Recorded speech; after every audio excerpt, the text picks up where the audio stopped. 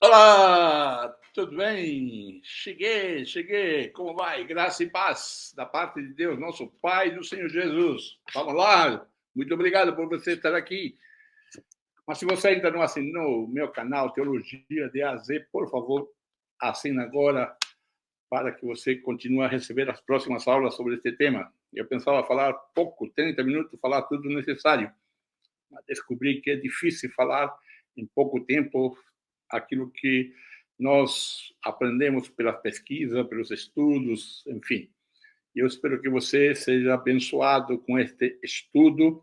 Se você está em dúvida se aceita ou não aceita ministério pastoral, uma mulher de líder, este estudo te ajude a solucionar o problema. Eu tenho assistido alguns vídeos e tenho ouvido, até já fiz parte de um debate sobre essa questão ministerial da mulher, que pode ser pastora, líder, enfim, pode ter autoridade sobre os homens, enfim. E realmente é muito interessante e eu espero que eu possa te ajudar, tá bom? Então, vamos agora a te convidar também a assistir ou visitar nosso site, Teologia de A a Z, porque lá nós temos também bastante, ou melhor, estamos começando a postar materiais, cursos, enfim, vamos ter bastante material para você, tá bom? 2024 é um ano que eu espero desenvolver a área Ministério de Ensino, que é a minha vocação de ensinar, treinar líderes, ensinar a palavra, como estudar, enfim, para que assim a igreja seja fortalecida. Bom, o texto que nos chama a atenção é a mulher aprenda em silêncio. Paulo disse ali no texto de 1 Timóteo, no capítulo 2, Paulo já fala alguma coisa. Quais são os nossos objetivos desta aula? Espero que seja algumas aulas, vamos esperar que você volte, por isso que é importante você assinar o canal e pedir para que o canal te lembre quando atualize as questões novas sobre o Ministério ou o Silêncio da Mulher. Bom, o meu objetivo é lembrar um pouco da boa hermenêutica, aquilo que muitos teólogos, pensadores usaram e ensinaram e deixaram através dos séculos para nós, a respeito da pesquisa bíblica. Paulo ensina que nós devemos aprender, ouvir, ler tudo, mas reter o que é bom. Lucas, capítulo 1, manda, ou melhor, manda, não ensina, mostra de que o texto mostra que ele fez uma pesquisa acurada, ele usou um método histórico. Quando a gente faz um estudo mais exegético, percebe que é um método histórico, uma metodologia histórica que ele usa para escrever o livro de Lucas. Aproximar-nos da ideia original do texto no estudo. O que provocou essa carta de Paulo? Alguns pensam que foi escrita no primeiro século, outros pensam que foi escrita no segundo século por seguidores de Paulo. Mas, independente, o problema era tanto no primeiro como no segundo século, então vamos tratar, sem nos importarmos da data. A terceira coisa é contextualizar essa interpretação do texto bíblico para hoje. Quarto ponto, evitar os legalismos do literalismo bíblico. Cuidado com a má interpretação. Os livros de provérbios, de salmos, cantares, são livros poéticos, têm uma maneira diferente. Não é para interpretar literalmente, é que entender o poema, a poesia. A mesma coisa a lei de Moisés, os profetas, os evangelhos. O método que você use tem que ter essas características, que cada literatura, né, cada texto deve ser olhado de forma literária também. Isto é um poema, é uma prosa, é uma parábola, é uma alegoria, que embora a alegoria o Novo Testamento só tem uma. Se você acredita que as parábolas são alegoria, tudo bem, mas não é por aí. Parábola não é alegoria, mas não vamos tratar disso agora. Lembrar da primeira regra da boa interpretação bíblica. É a primeira coisa que eu ensino nas minhas classes ou aulas de hermenêutica, que os primeiros leitores, nós devemos entender o que significou para os primeiros leitores este texto. E de lá trazer para cá, não o que significou para mim, porque os primeiros leitores foram aqueles que ouviram ou foi endereçado a fonte que escreveu Deus, através de um profeta, de um escritor, olhou para um grupo que precisava de orientações. Que serve para nós? Claro que serve. Mas devemos ter cuidado quais são os textos atemporais, que passam pelo tempo. Deus é bom, isso passa pelo tempo. Mas a mulher tem que usar o véu, isso é temporal. Deus é bom, é atemporal. Então, isso que nós temos que aprender. Ok? E assim, nós vamos vendo cada vez mais o que precisamos entender. Aqui eu tentei alguma figura, né? Esse quadrado seria o fato que aconteceu, ser redondo, o escritor que escreveu.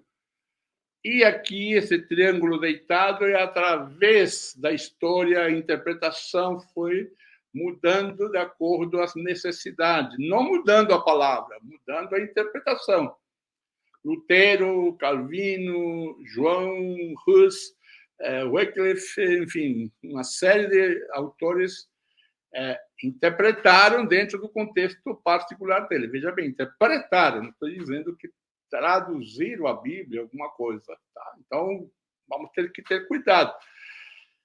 E este aqui, o último, é nós que estamos tentando entender os textos bíblicos através da história e através do mais próximo que podemos chegar ao texto original. Então, é um trabalho glorioso, gostoso, mas que temos que ter muito cuidado. Tá bom? Próximo slide diz que, para os gregos, nós estamos trabalhando no texto de 1 Timóteo, capítulo 2, 9. Para os gregos e romanos, que ali trata, é a família, que ali está tratando mulher, marido, filhos, viúvas, enfim, a família, a casa, oikos. Oikos é a família.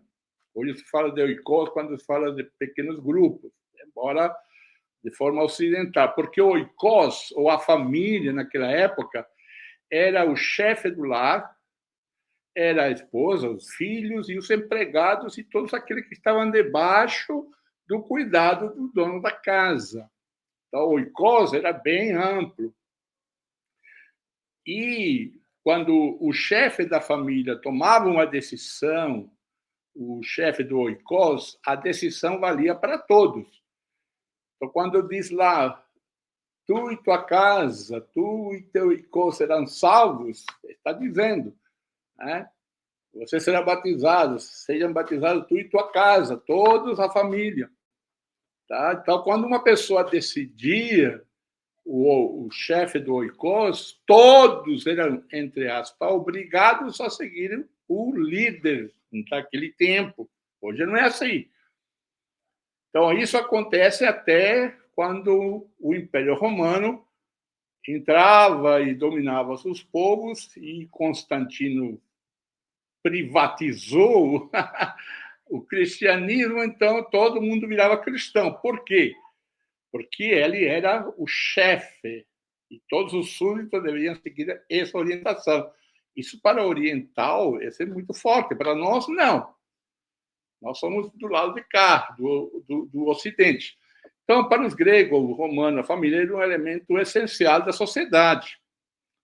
Era uma família patriarcal, na qual o pai era o chefe da família, o proprietário da casa, chamado de pater pais, era considerado o dono, e, ao mesmo tempo, responsável por sua esposa, filho, e muitas vezes pelos netos e bisnetos que ainda viviam sob o mesmo teto. E aqui incluímos os empregados.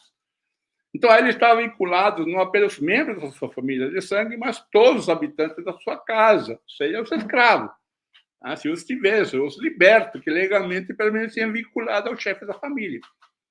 Então, hoje, o empregado, por exemplo, que está vinculado, por exemplo, uma faxineira que trabalha todo dia, Ele está com você, ou mesmo uma empregada que mora com você, ela não está ligada a você como família.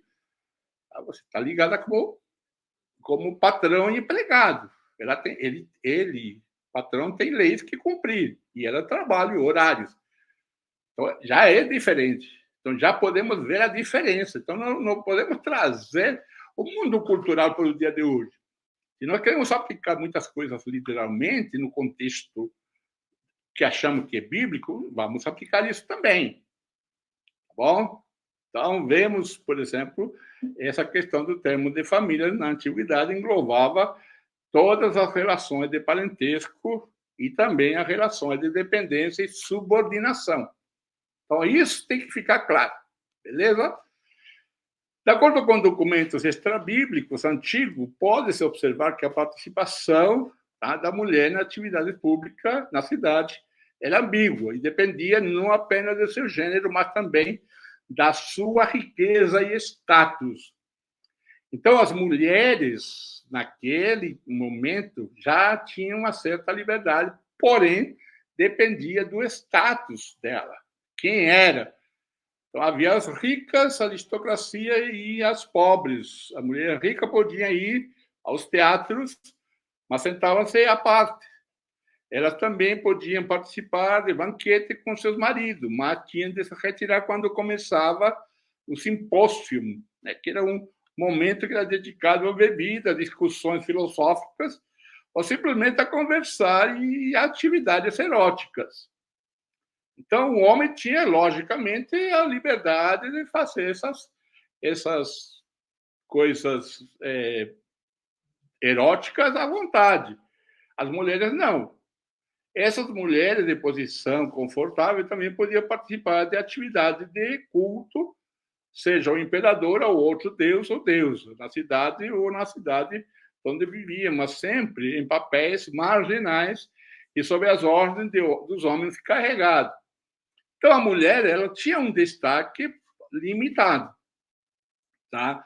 Se ela fosse rica, estamos falando dos escravos, da aristocracia. E Paulo vai chamar a atenção a isso aqui nesse texto.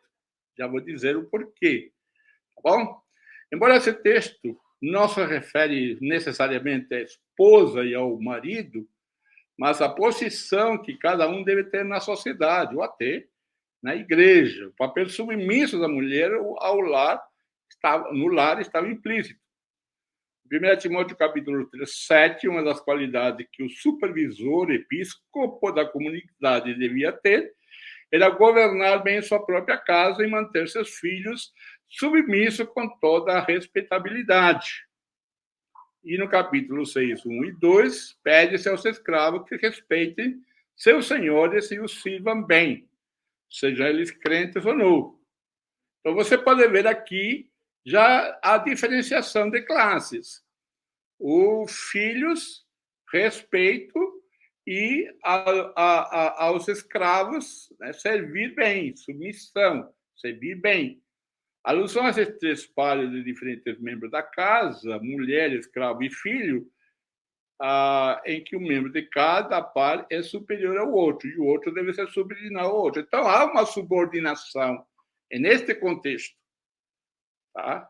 Então, aparentemente, você pode dizer, então, a mulher tem que ser subordinada na igreja.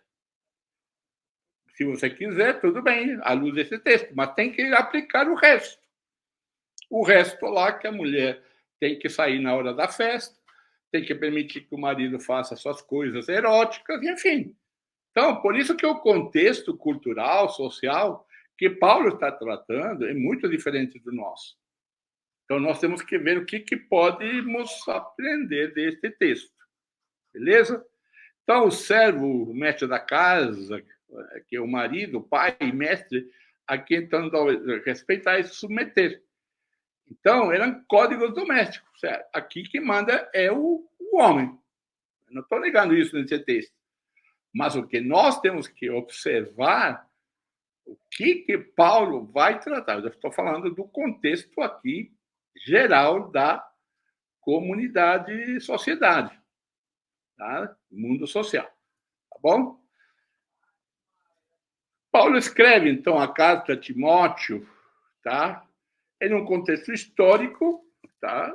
Quando falamos aproximadamente de data 62 a 65, para os mais conservadores, e para outros que falam de que Paulo não escreveu esta carta, que tenha sido escrita por um seguidor, alguém que aprendeu com Paulo, depois, lá no final ou no segundo século. Mas, para mim, é independente desse ponto a questão. Por quê? Porque os problemas seriam os mesmos. Então, um período durante o qual o cristianismo ainda estava se delineando como uma religião distinta do judaísmo. Então, Paulo escreve uma carta a um povo cristão que ainda estava debaixo do guarda-chuva do judaísmo. Por quê? Porque as pessoas, você pode ler no livro de Atos, que Paulo fala que ele perseguia a seita dos nazarenos. Então, o pessoal entendia de que a fé em Jesus, os cristãos, eram uma parte do judaísmo. Lembre-se que na Atos, Pedro continua indo ao templo, continua conversando, falando de Jesus, mas continua indo ao templo, participando lá para falar de Jesus, mas ele está no templo. Então, essa característica bastante até o ano 70, quando acontece o problema da destruição de Jerusalém, e que aí parece que há uma divisão clara que o cristão não tem nada a ver com o judaísmo. E aí temos a perseguição também sobre o reinado do imperador Nero. Os cristãos começaram a experimentar perseguição mais intensa, embora haja debate sobre se esta perseguição havia começado no momento da escrita da carta. Embora tenha uma perseguição mais local, as perseguições mais cruéis, universais, no Império Romano acontecem lá pelo segundo e terceiro século. A igreja estava formando uma estrutura eclesiástica, estava em processo de organização da sua estrutura e governança com a figura do bispo, presbítero e diácono, tornando-se mais definida. Então, ainda a igreja não era hierarquizada, que vai acontecer muito mais forte no século IV, com a questão de Constantino. Ali a igreja vai se tornar uma aliada do governo do Império Romano, e aí, então, vai, a meu ver, se constituir um grande problema para a igreja ao se unir ao poder político, e aí a gente começa a entrar todas as heresias, porque onde o Império Romano invadia, todo mundo se tornava cristão, e o sincretismo se tornava muito forte. O problema não era o evangelho, o problema era o poder político dominando e impondo a fé em Jesus. Não havia uma decisão por Jesus, uma opção. O contexto cultural, havia o culto ao império, ou ao imperador.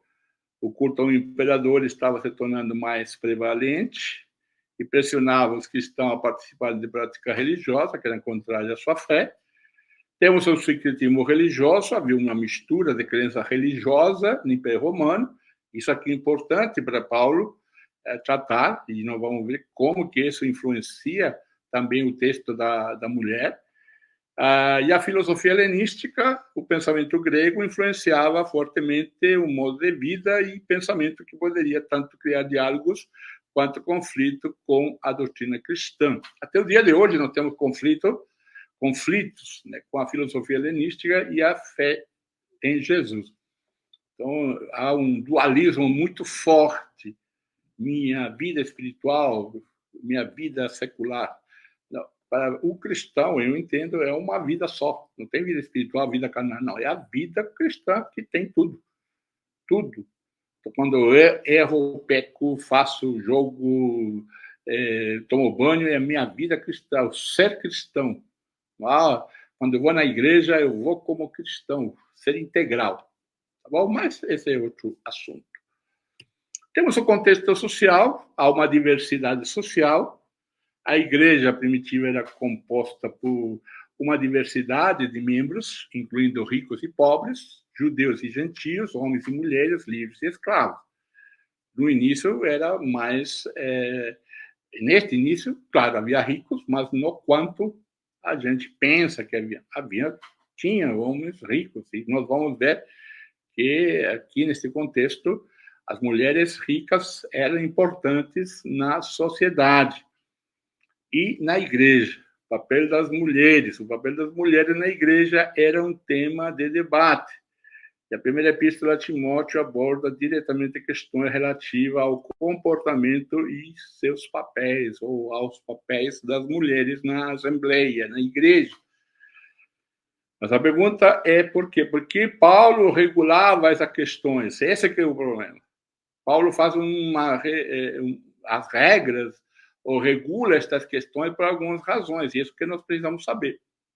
A ética social, ensinamento sobre como os cristãos deveriam se comportar dentro da comunidade da igreja, quanto na sociedade mais ampla, são abordados refletindo o desafio de viver a fé em um ambiente não cristão.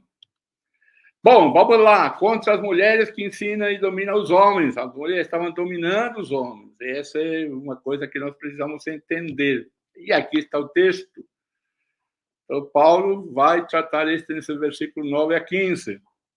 Depois dessa rápida introdução, vamos lá, aqui do mesmo modo as mulheres até haviam traje honesto, com pudor e modéstia, não com trança, ou com ouro, pérola ou vestido precioso, mas como convém a mulheres que fazem profissão de servir a Deus com boas obras.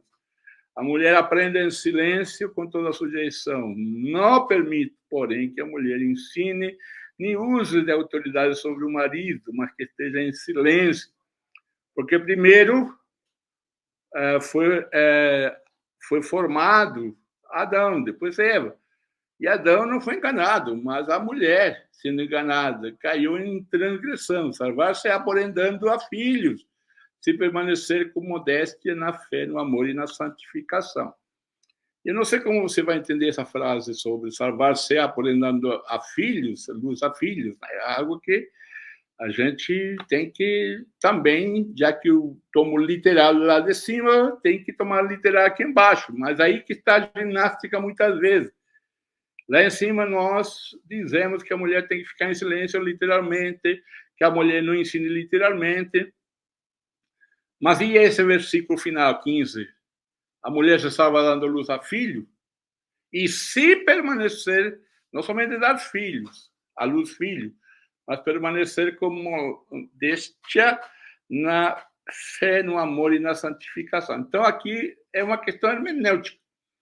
A questão hermenêutica me diz o seguinte: se eu estou interpretando o texto, capítulo 2, ou o texto de Timóteo, de uma forma literal, então tudo tem que ser literal. Se eu estou interpretando de uma forma dentro do contexto cultural, eu tenho que entender o contexto cultural para saber o que Paulo tentou falar. Tá. Então, aí fala, não, mas aqui tá, não pode ser isso, porque lá o texto bíblico, em outro lugar, fala, não, mas peraí, nós estamos tratando esse texto. Se você vai interpretar ali outro texto, então eu vou lá para outros textos também. Não vamos fazer uma teologia bíblica, não sistemática. Essa é a grande diferença. Né? A teologia sistemática me permite dizer o que eu quero. A teologia bíblica me obriga a falar aquilo que está no texto. Isso que estou tentando falar, teologia bíblica. Então, vamos lá. O que Paulo nos ensina aqui? O versículo 9 e 10 caracteriza a mulher que está sendo ensinada. Porque, ou melhor, a característica da mulher que está sendo ensinada, ou que está ensinando, eu estou errado aqui, né? A pergunta que eu faço, por que não há exigência para a roupa decente para os homens? Porque o texto lá no começo fala que os homens orem de forma com mãos levantadas em todos os lugares, né, com ações de graça. Por que não há exigência para as mulheres da forma de orar? Por que não há exigência para a roupa decente para os homens? E aqui diz aqui, roupa decentes e simples, que não são feitas sem penteados complicados, sem joias ou pérolas, sem roupas caras. Sem roupas caras. Então, o que vamos fazer? Vamos colocar uma regra na nossa igreja? Olha, você vai entrar, se gastou mais de R$1.000 na roupa, você não pode entrar. É absurdo para nós hoje. Por que Paulo fala isso? Isso foi importante, porque Paulo, entre aspas, proíbe que as mulheres usem a roupa decente, ou melhor, tem que usar roupa decente e simples, não usem penteados. O que representava o penteado complicado, todos esses rolos que ela fazia? O que significava essas joias ou pérolas? O que significava essas roupas caras?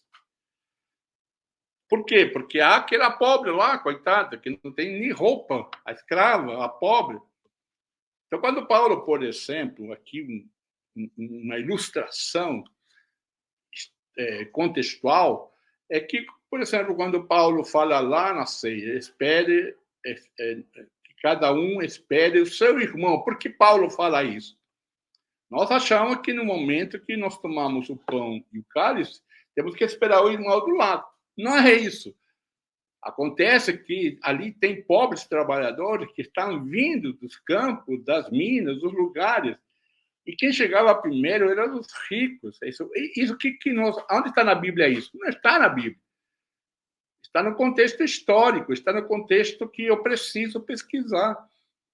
Para entender a Bíblia, eu preciso saber o que provocou essa produção de texto. Quais foram as perguntas que Paulo recebeu em Corinto? Quais foram as perguntas que Paulo tentava responder aqui neste texto de Timóteo? O texto diz claramente que ele ficou lá, Timóteo, para organizar. Então, haviam problemas. A instrução às mulheres sobre como se vestir, mesmo que seja para evitar contrastes entre os vestuários do rico e dos pobres na Assembleia, faz parte da ideologia patriarcal. Patriarcal é uma palavra dos tempos daquele. Era uma ideologia, era um costume, era uma cultura dos patriarcas. Quando a pessoa aqui fala, sou patriarcal, olha mal. Então, se eu falo, olha, estamos vivendo uma cultura patriarcal, não, você é patriarcal, aí logo falo, não, você é liberal, você é comunista, você não sei o quê, você é LGBT. Não, gente, nós precisamos ser cultos também. Precisamos ter informações, usar as palavras corretas. No tempo de Paulo, até esse tempo, havia uma ideologia patriarcal. Ainda há hoje. Não há como fugir dessa realidade. Tá? Está sendo trabalhada, mudada na igreja, no mundo geral. Tá? Os termos de coro, modéstia, recato, modéstia e discrição que estão ali no texto de Timóteo, por exemplo, mesmo que o autor o contraste com penteados ostensivos, joias e vestidos caros, ainda fazem parte da cultura patriarcal. Então, a cultura patriarcal exigia, vamos dizer assim, exigia não, providenciava no mundo afora essa vestimenta riquíssima. E Paulo diz, olha, na igreja não. Na igreja não é para isso, não. Então, é esse choque que eu levo. Então, é mais ou menos assim. Vamos imaginar que eu sou o pastor, o apóstolo da igreja. E eu falo para a minha igreja, pessoal, carro zero lá na porta, não. Venha de ônibus. Aí, o que você vai fazer? Fala para mim. É isso que, Paulo. Naquela época, era o cabelo, era a joia. Hoje é o carro, hoje é a roupa, inclusive, é a joia. O Rolex, entendeu? Muitos defendem que pode ter o Rolex. Tudo bem, se tem dinheiro, não rouba da igreja. Se não está roubando o salário da igreja, o problema é teu. Mas a ideologia daquela época, a cultura patriarcal daquela época era essa. As pessoas eram conhecidas pela mulher quando ia à festa, e você pode ver isso nos filmes. Então, quando alguém vai fazer um filme, por exemplo, de época, ele faz uma pesquisa profunda. Nós deveríamos aprender isso com eles. Quando nós vamos pregar a Bíblia, deveríamos fazer uma pesquisa profunda para saber o que produziu esse texto dentro do contexto cultural. Então, esse contexto é atemporal? Claro que não. Se eu fosse um contexto atemporal, então eu pediria que as mulheres não cortassem o cabelo, que as mulheres não usassem joias, não usassem mesmo. Ah, mas é bijuteria baratinha? Não, não usa. O texto fala. Joia, tanto barata ou cara. O decoro, a modéstia, Então, o que é modéstia hoje? Talvez para você, modéstia, ter um carro zero não faz diferença que alguém tem um carro 2010. Eu conheci um pastor que não queria comprar carro zero, porque os membros da sua igreja, nenhum deles tinha carro zero. Então, eu falei, não, enquanto alguém da minha igreja não tiver carro zero, eu não vou comprar. E só foi comprar carro zero quando esteve numa igreja que as pessoas tinham carro zero. Foi pastor de uma igreja onde as pessoas tinham carro zero. Entendeu? Assim, encontramos no autor da carta uma instrução para que as mulheres ricas não usem suas joias e roupas caras a fim de reduzir a desigualdade social dentro da comunidade cristã. Então, essa orientação é para reduzir a igualdade social, para reduzir a desigualdade social. Então, é isso que nós temos que fazer. Se nós queremos aplicar esse texto de uma maneira completa, vamos então usar esse texto para reduzir a desigualdade social. Então, você vê como nós fazemos recortes nos textos para provar a nossa teoria, a nossa prática teológica. Para a nossa leitura da Bíblia, é importante contrastar o contestoso com a modéstia e o simples com o casto.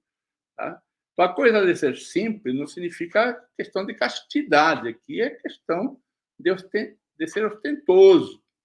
O problema que surge não é a provocação sexual das mulheres, mas a ostentação de algumas mulheres abastadas, membros da comunidade. Então, observe isso aqui. Essa questão abastada. As mulheres, a maneira que Paulo corrige, o que ele toca, está dizendo, essas mulheres são as ricas. Ele está tratando um grupo específico, não todas as mulheres, um grupo específico. Mulheres que usam por quê? Essas roupas, essas joias, esses cabelos, e não as coitadas, as trabalhadoras, as escravas, as empregadas, não. Ao povo humilde. O que Paulo está dizendo? Olha, vamos ser iguais, vamos manter a ordem, aquilo que Deus quer que nos tenhamos, ou mantermos. Muito bem. Então, o contexto da instrução é da assembleia litúrgica ou da comunidade cristã. Orar com as mãos levantadas e as mulheres devem usar roupa de ostentação. Veja bem que interessante. Os homens oram, a mulher... Paulo se preocupa, porque os homens devem orar e as mulheres devem não ter ostentação. Esta é a opinião de autoria dos comentaristas, muitos comentaristas, ou da maioria dos comentaristas desse texto. Então, com Paulo, veja que é uma preocupação que os homens olhem e as mulheres não ostentem. Por que Paulo está batendo nestas mulheres? Essa é a pergunta que nós devemos fazer. Por que Paulo está dizendo, olha, mulheres, tenham cuidado, não ostentem, né?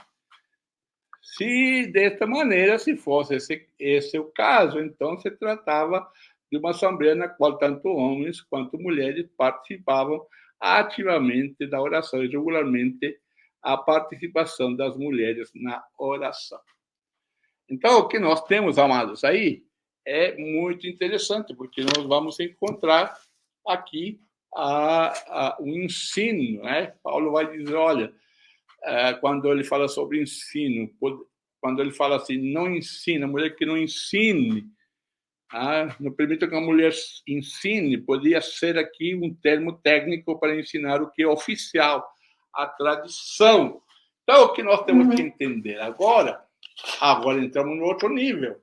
Essas mulheres estavam ensinando, mas o que estavam ensinando? A outra pergunta. Então, veja que interessante. Essas mulheres têm destaque. Essas mulheres têm a riqueza. Essas mulheres têm o poder. Por quê? Porque tem dinheiro, tem joia, tem cabelos ostentosos, roupa cara. Paulo orienta, olha, cuidado, não faça isso. E agora, Paulo fala, olha, mulheres desse jeito, não permito que ensinem.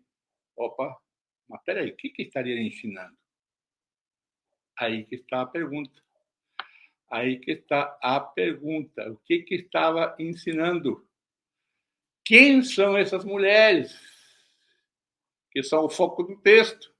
Elas são ricas, casadas, poderosas, ensinadoras, solteiras, escravas, trabalhadoras, pobres, viúvas. Por quê? Porque havia todo tipo de mulher. Aqui o sol está trabalhando, certo? Mas tudo bem, vamos lá. Então, aí está o texto para vocês, tá bom? Essa é a primeira parte que eu tenho para mostrar para vocês. E já temos 40 minutos, então eu espero que na próxima aula eu vou dar mais um pouco sobre esta questão, agora entrando no texto básico, né? Vamos lá, avançar um pouquinho mais. Na primeira epístola de Timóteo, tá?